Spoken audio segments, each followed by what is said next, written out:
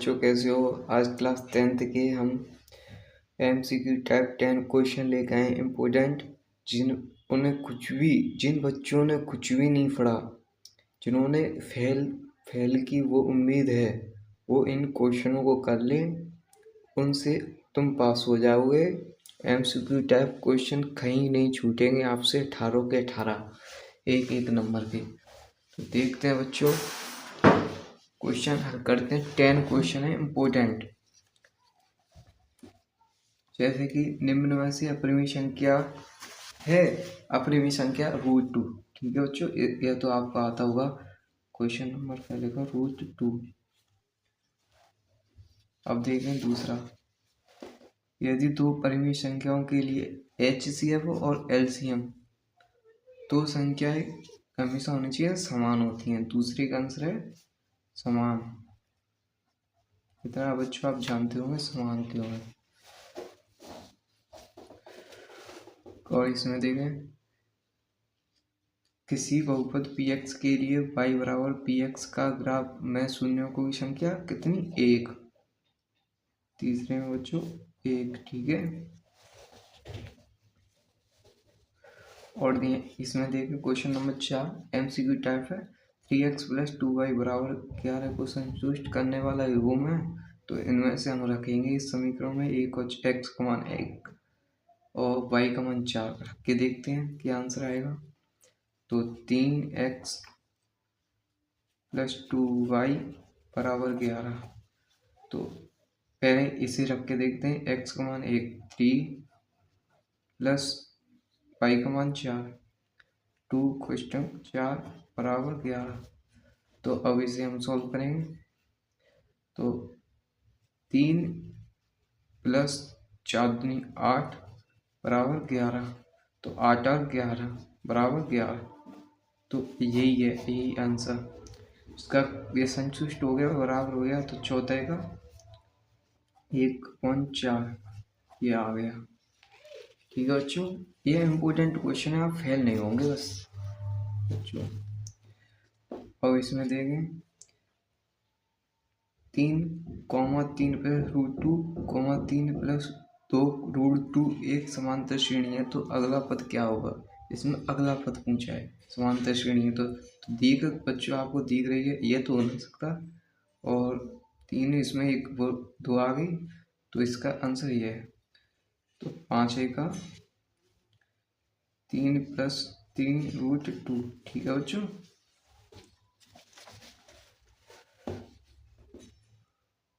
अब देखें बच्चों छठे का, यदि AP का प्रथम पद 6 है, तो AP का प्रथम पद 6 है, उसने पहला पद क्लियर कर दिया, सार्वंतर 3 है और उसका अंतर 3 है। तो AP क्या होगी?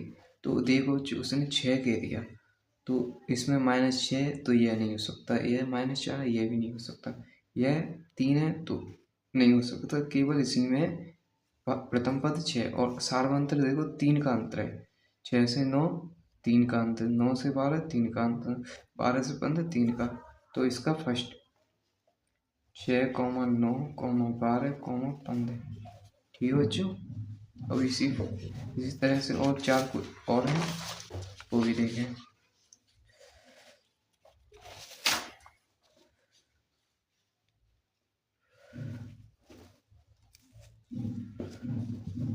तो देखें बच्चों 7 में दिए गए चित्र में AB बराबर 2 सेंटीमीटर, AB 2 सेंटीमीटर और एंगल A 50। तो AC 4 सेंटीमीटर, DF इसमें आ गए, DF में 3 सेंटीमीटर और T 50 एंगल का और DF 6 सेंटीमीटर। तो BC उसने दे रखी है 3 सेंटीमीटर। यदि BC 3 सेंटीमीटर है, यानी कि यह 3 सेंटीमीटर है, तो EF का माप क्या होगा? ठीक है बच्चों, EF का माप क्या होगा? सोचो क्या होगा। तो तुमने प्रश्नावली 6 में पढ़ी होगा समरूपता। तो उसमें देखें बच्चों, इसमें एक एंगल है, इसमें भी एक एंगल है और बुझाएं। तो SAS यह नियम तो पढ़ा होगा तुमने। ठीक है बच्चों, पढ़ाए तो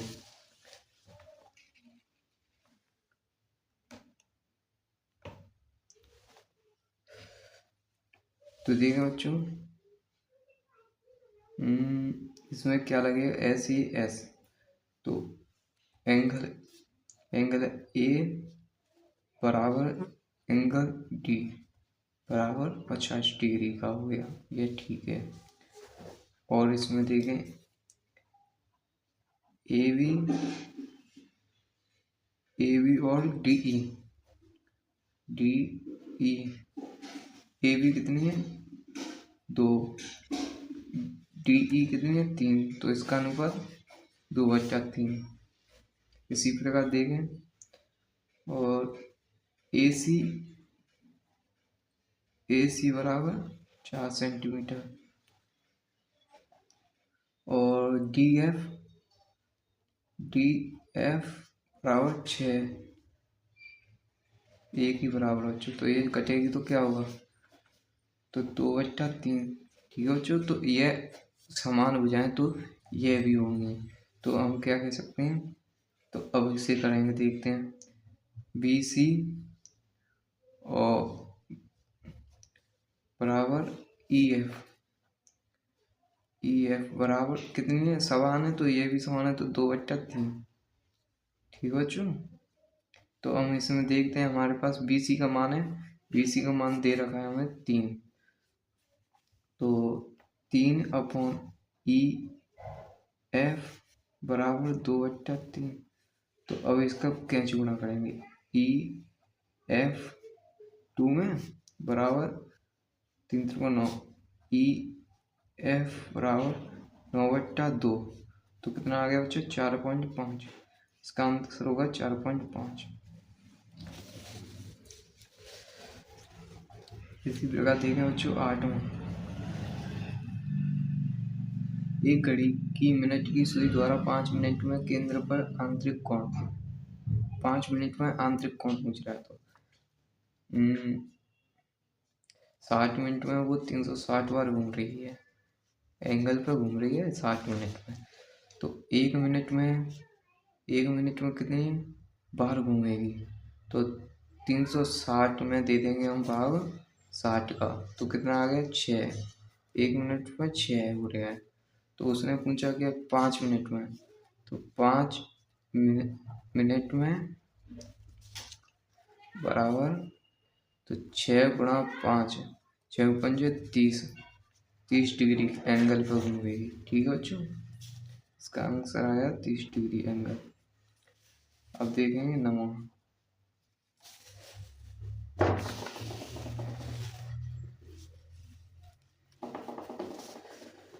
दिए गए समकोण में tan 30 का मान ज्ञात कीजिए। तो tan 30 का मान ज्ञात करेंगे, तो ठीक है बच्चों, इसमें हम tan थीटा बराबर लंब बटा आधार होता है। तो इसमें हमारे पास ए बी का मान है नहीं, तो हम इसमें गोरख प्रमेय लगा देंगे, जैसे कि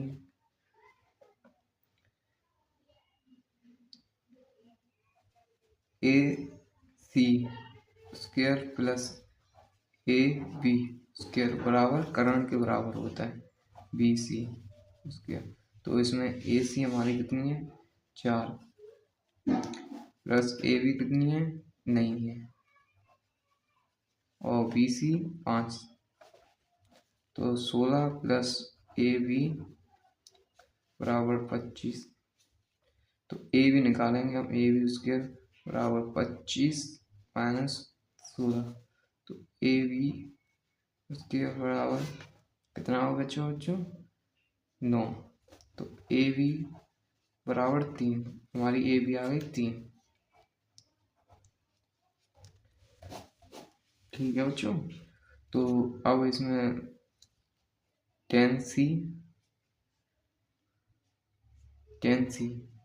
सी पूछा है उसने, तो लंब बटा आधार होता है tan सी, यानी ये एंगल दे दिया है, तो इसके सामने वाला जस्ट लंब होता है और ये आधार होता है।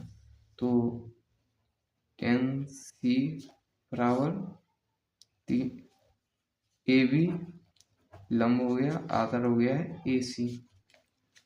ठीक है बच्चों, तो ए बी हमारी कितने आई थी 3, और ए सी कितनी ऑलरेडी 4, तो 3/4, इसका आंसर हो गया चौथा।